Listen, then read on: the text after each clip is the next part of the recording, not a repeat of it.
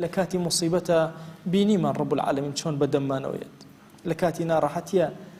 برواكن استهموا ملتي كود مشغولة بمعاشك وأخو بياني أرى والله بارك هاديانا هاد هو كاري ضعف إيمانه أقرناه هرشي معاش بهم يفوت كي رازقي منه بو رزقي ما بدز أمانة والله بدز أمره فانا بو هرزو مردبون لبرساهم شون هنا سمن بدز أوانية والله رزق ما بدز أمانني أم قندلو من الله بارا أدزن شيء أكن وأكن وتصورنا كان السيطرة كان هي بسر إيمان والله إنساني إيمان دار تنها تشاوي سروا أبينا الله أبينا بويا كاتك خمي رزقية بيشو أم خميني خمي قرانية بيشو أم خميني شكو أزاني خاونيكي كون كائناته والله تكي حتى داجير بكري أم هيج غمينية أزاني دسيكي معنوي هي لبشتو كار كان أبا بري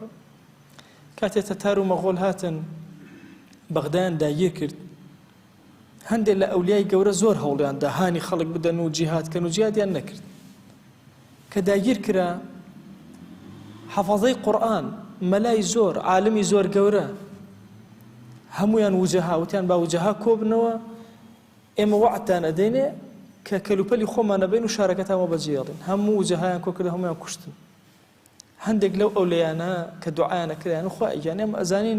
قناهك مان كردو كأمان وزال كردو بسرمانا خواهي توبة أكين لو قناهك نازانين كامية أم بالله يمان لسلاب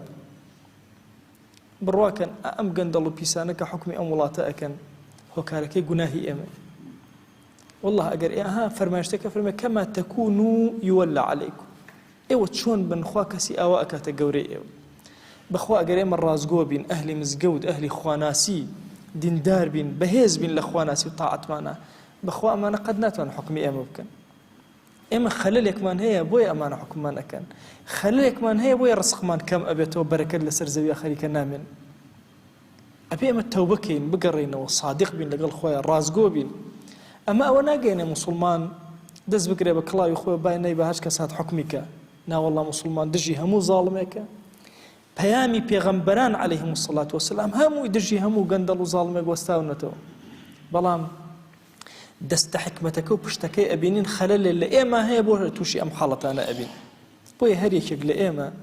بيني خوي خوا بوي محبتي خوا بدز بيني أبي زور آزايانا خليكي طاعت بي خليكي خواناسي بي خليكي توبة بي أما علامتي محبتي خوابو إيما أي إيما آيات شون خوامان خوش بي جل جلاله